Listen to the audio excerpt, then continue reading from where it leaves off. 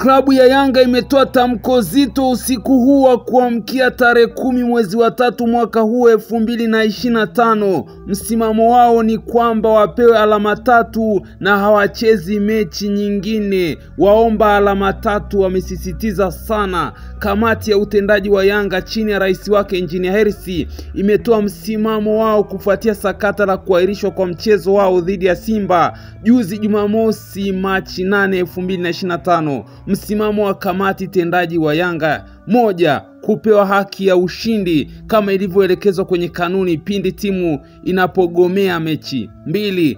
Kamati ya utendaji wa Yanga imekubaliana kutoshiriki mchezo namba 184 kwa tarehe yote itakayopangwa. 3. Yanga imekosa imani na kamati ya uendeshaji wa ligi kuu, hivyo wanaomba TFF kuvunja kamati hiyo na kuteua viongozi wengine waadilifu na wenye nia njema kwa maslahi mapana ya mpira. Hii ni taarifa kwa umma ambayo imetolewa na Yanga, ambapo taarifa kwa umma ilianza. Kamati ya utendaji wa Yanga chini ya rais Mhandisi Hersi Said imefanya kikao cha dharura leo tarehe 9 Machi 2025 kwa njia ya mtandao kujadiliana na kukabiliana na mambo yafuatayo. Hii ni tamko la Yanga na hii ni mara baada ya mechi yao kuahirishwa, mechi dhidi ya Simba.